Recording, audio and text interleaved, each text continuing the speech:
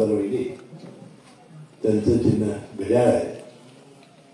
या विभागाचे माझे मित्र दगडू शिंदे यांच्या सभागृती शिंदे वहिनी, दुसरे आमचे उमेदवार श्रीयुत मेटकर यांच्या पत्नी सभागृती मेटकर वहिनी, या तिन्ही उमेदवारांसाठी या प्रभागामध्ये आपण कॉर्नर सभा घेतलेली आहे.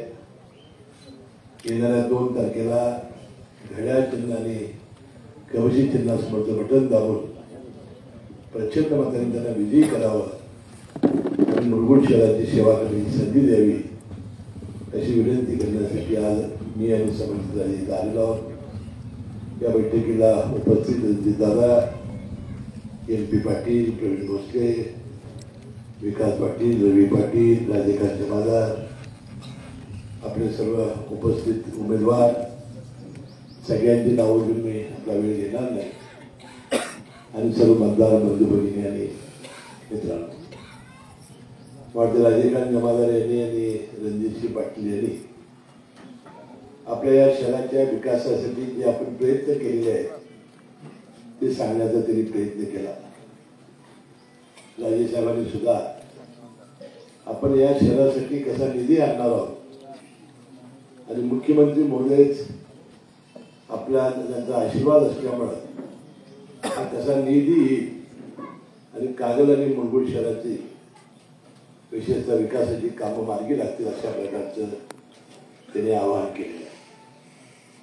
म्हणून मी अनेक वेळा मुरगुड शहरामध्ये आलेलो आहे आणि अनेक मनोगतामध्ये मी सातत्यानं आपल्या या विकासाबाबत चर्चा केलेली आहे.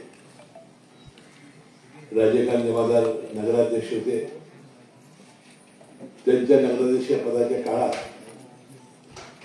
ते युतीचे घटक होते आणि त्यामुळे सातत्याने मंत्रिपदापर्यंत जाणं, निधी आणण्याचं काम आपण केलं आणि त्यावेळेला सुद्धा मी अभिमानाने त्याचा उल्लेख केला होता. आम्ही गिव्ह अँड टेक योजना राबवली होती मी आणि एकनाथ शिंदे साहेबांनी की नगर विकास खात्याचा निधी आपल्याला मिळायचा आणि माझा ग्रामविकास खात्याचा निधी त्यांना द्यायचा. त्यातून प्रचंड निधी, ज्याचा उल्लेख त्यांनी 10.5 कोटीचा केला, तो ठोक निधी त्यामधून आपल्याला मिळाला आणि आपल्या संपूर्ण मार्केटचं, त्या रस्त्याचं सौंदर्यीकरण झालं. आता अंबाबाई देवालयाबद्दल आता मी काय बोलणार नाही. 2 तारखेला अंबाबाईच बोलेल आणि 3 तारखेला तिचा निकाल लावेल. खरं काय, सत्य काय, घटना काय घडलेल्या आहेत, आज काय काय झालेलं आहे ते अंबाबाईलाच माहिती असतं, आपल्याला काही माहिती नाही. पण मला वाटते 3 तारखेला अंबाबाई त्याचा निकालच लावेल आणि खरोखरच आम्ही चांगला निधी दिला असेल, आम्ही त्यामध्ये चांगलं काम केलं असेल तर निश्चितपणाने अंबाबाई आमच्या या पॅनेलला आशीर्वाद देईल आणि मी छातीलोकपणाने सांगेन की अंबाबाई आम्हाला आशीर्वाद दिल्याशिवाय राहणार नाही. 3 तारखेला आमच्या दोन्ही आघाडीचं पॅनेल, आपली शाहू आघाडी आणि राष्ट्रवादीचं पॅनेल हे प्रचंड निवडून आल्याशिवाय राहणार नाही. आता निधीबद्दलच्या भावना राजेखांनी व्यक्त करत असताना एक गोष्ट ते सांगायला विसरले की या 4.5 वर्षामध्ये प्रशासकीय कारकीर्द या नगरपालिकेमध्ये आली. कारण नगरपालिकेच्या सगळ्या राज्यातल्या निवडणुका झाल्या नाही. मुख्याधिकारी हे प्रशासक झाले. पर्यायाने मी या विभागाचा आमदार आणि मंत्री असल्यामुळं ही जी नंतरची या 4-4.5 वर्षातली कामं निधी आला, विशेषतः जिल्हा नियोजन मंडळाचा निधी असेल, आम्हाला राज्यातील मिळणारा निधी असेल, कागल गडिंग्लज मुरगुडला लोकसंख्येच्या प्रमाणात देण्याचा प्रयत्न मी केला आणि जी सगळी कामं आपल्याला दिसत आहेत ती या 4.5 वर्षामध्ये हा प्रचंड निधी आणून आपण विकास कामं करण्यामध्ये आपल्याला यश आले. परंतु जी अपेक्षा आमची होती की माझ्या आणि राजेंच्या पूर्णपणाने जर बहुमतात सत्ता जर आली तर आमचं विजन चालवता येईल. आमच्या ज्या योजना आहेत त्याची अंमलबजावणी या ठिकाणी करता येईल.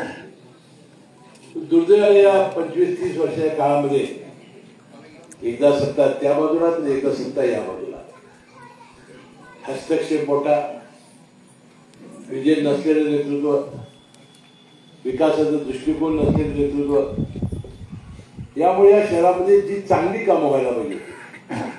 मला सांगा, तुमचं मुलगुडचं खानपाणी ही सगळी खेडेगावातील लोक पित आहेत. त्याच्या मनामध्ये काय आहे माहिती आहे मला? किती उद्रेक आहे त्याच्या मनामध्ये. वास्तविक हे भूमिगत ड्रेनेज व्यवस्था करून आपण सिटी STP प्लॅन करून हे प्रोसेस करून पाणी सोडलं पाहिजे. पण हे काम पहिल्यांदा आपल्या हातात घ्यावं लागेल. कारण आपल्याला माहिती आहे की अनेक गावामध्ये आपलं हे सांडपाणी जाते, त्याचा फार मोठा त्रास त्या खेडेगावातल्या लोकांना होतो. मग हे पहिलं काम आपण हातात घेऊ. राजेसाहेबांना मी बोललेलो आहे, कोणत्याही परिस्थितीत अंडरग्राऊंड ड्रेनेज व्यवस्था केल्याशिवाय या मुरगुड शहराचा विकास खऱ्या अर्थानं होणार नाही. त्यामुळे आपले सगळे गटर ते अंडरग्राऊंड होतील, आपल्या निचऱ्याचा प्रश्न मिटेल आणि ते प्रोसेस करून पाणी आपण नदीमध्ये सोडण्याचा प्रयत्न केला तर आजूबाजूचे खेडेगावातील लोक हे खरोखर समान होते.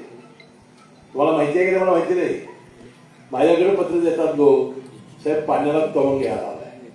आता इकडे जर मागे कुठला कारखाना नाही, एखादा कारखाना आहे मागं साखर त्याचा तवंग आलाय, तवंग येणार तर तुमचाच येणार. म्हणून आपल्याला हे दुसऱ्या लोकांना आपण जे त्रास होते आपला तो आपण बंद केला पाहिजे. आता ही ड्रेनेज व्यवस्था पूर्ण झाल्यानंतर असं आपलं एकही ठिकाण नाही किंवा चांगल्या रीतीने आपण विकसित केलं.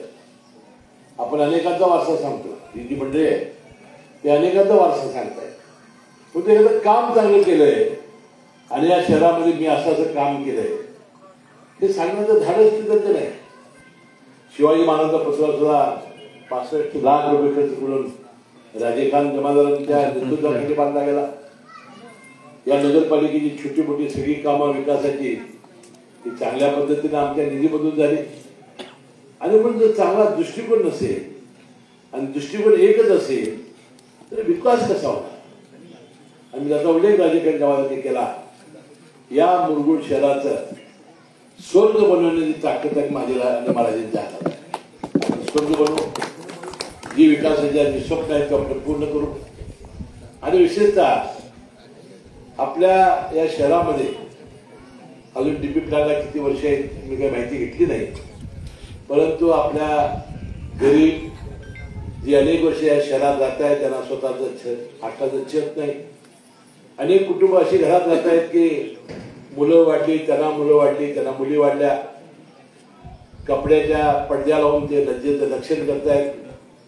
अशा लोकांना घरकुल राबवण्याची फार मोठी आवश्यकता आहे. जे दलित समाज आहेत ज्याचा उल्लेख मगाशी राजेखानी केला त्याला रमाई योजना आहे, तर त्यांना घर पाहिजे, जागा पाहिजे, पण त्याला जागाच या शहरामध्ये नाही. जी जागा आहे ती 300 स्क्वेअर फीटापेक्षा सुद्धा कमी जागेत राहत आहे आणि आपलं लज्जा रक्षण करतायत. त्यांना जवळजवळ 1000 घरं बांधण्याचा संकल्प मी आणि राज्याने केलेला आहे. आणि मला वाटतं प्रधानमंत्री आवास योजना IHSDP यामधून आपण ही घरं घरकुलं बांधणं आणि गरिबांना दिलासा देण्याचा प्रयत्न या माध्यमातून आपण करू. आता विकास तर केलाच पाहिजे, तर विकास कामावर 100% मतं मिळतात यावर माझा विश्वास आहे. या विकास कामाबरोबर समाजातील गोरगरीब माणसांना जे घटक आहेत त्यांना दिलासा देणं, ज्या सरकारच्या योजना आहेत त्याच्या झोपडीवर राबवण्याचं काम यापूर्वी मी करतच होतो, परंतु नंतर राजेने सुद्धा आघाडी घेतली. जे मी करत त्याच्यापेक्षा जास्त व्हायला लागले आणि म्हणून त्यांनी आता ही सगळी आपली यंत्रणा तयार केलेली आहे. संजय गांधी निराधार योजना असेल, त्यानंतर वृद्धापकाळची योजना असेल, श्रावणबाळ नावाची योजना असेल, बांधकाम कामगार असतील ज्यांना पेट्या आणि भांड्याचे सेट आम्ही दिले, अशा अनेक योजना आहेत. अजूनही आपण पिवळं कार्ड आहे पण त्याला धान्य मिळत नाही, अशी नावं काढण्याची आवश्यकता आहे. रेशन कार्ड बदलून घेण्याची आवश्यकता आहे.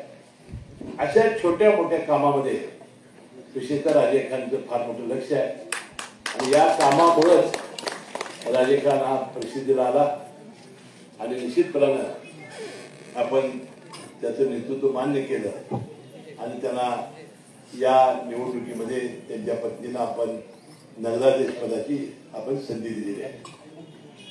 आता काल सभा झाली त्यावर काही मी टीका टिप्पणी करणार नाही, का टीका टिप्पणी करणार नाही, कारण निवडणूक राहील बाजूला आणि मग आमची टीका टिप्पणीच होत राहील. आता राजेसाहेबांची माझी युती झाल्यामुळं विरोधी पक्षाची जी स्पेस आहे ते भरून काढण्यासाठी ते केविळाला प्रयत्न करतात. आता भरून काढायला हरकत नाही, तसे कष्ट असावे लागतात, लवकर उठावं लागतं, लोकांसाठी बोलावं लागतं, लोकांची सेवा करावी लागते, रात्रंदिवस लोकांची तळमळीनं प्रश्न तळमळ लागते. आणि मग हे झालं तर ती स्पेस भरून निघेल. नुसतं भाषण करून आपल्याला ही स्पेस भरून काढता येणार नाही.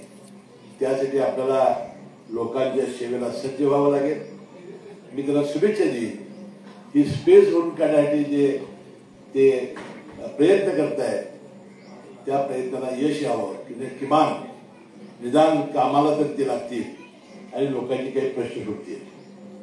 आपल्याला मी अधिक त्याच्यावर न बोलता, वास्तविक मी बोललोच नव्हतो, आम्ही टीकाच केली नव्हती.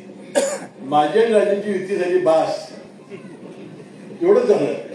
कुठे बोललो आम्ही काय, आम्हाला बोलायला संबंधच नाही ना. तर त्या सगळ्या लोकांच्या पोटात काय चावा लागलंय हे मला अजून काही रेकॉर्डच का आलेलं आहे. मी काय बोललेलं आहे ना, मी नाही बोललो ना, राजाला बोललो. आम्ही बाबा एका समाजाच्या हितासाठी, तालुक्याच्या विकासासाठी, जनतेच्या भल्यासाठी आम्ही एकत्र आलो, एवढी भावना आम्ही व्यक्त केली. यामध्ये आमचं काय चुकलं. तर मला वाटतं ठीक आहे, निवडणुका अनेक येणार आहेत. एका निवडणुकीने काय आपण संपणार नाही, एका जत्रेला देव म्हातारा होत नाही, अनेक जत्रा आपल्याला कराव्या लागतात. त्यामुळं आपण त्या वेळेला बोलत राहू. परंतु या निवडणुकीला माझी विनंती आहे की आपण या निवडणुकीत कसलंही आता दबाव येतील, आपल्याला आमिष दाखवले जातील. तुम्हाला अनेक मोठे लोक आता ते म्हणतात की आम्ही एकाकी पडलोय. आता चंद्रकांत दादा पाटील आले, प्रकाश आंबेडकर आले, तर एकाकी कसे, एकाकी आम्ही पडलोय. ते एकाकी कसे पडले. त्यांना एवढी सगळी भरमुख्य राज्यातली माणसं त्यांना आशीर्वाद द्यायला आली. आम्ही दोघं झालो, उन्हात बसलोय आम्ही. आणि पुन्हा एकदा या निवडणुकीत माझं एवढंच म्हणणं आहे, 2 तारखेला घड्याळ आणि कबशी या चिन्हावरच्या आपण म्हटलं दाबा आणि प्रचंड मताने आपण आम्हाला निवडून द्या. पुन्हा आपण ही संधी द्या. मी तुम्हाला निश्चितपणानं आश्वासन देतो की या मुरगुड शहराचं स्वर्ग केल्याशिवाय राहणार नाही, एवढा विश्वास देतो. आपले घेतो.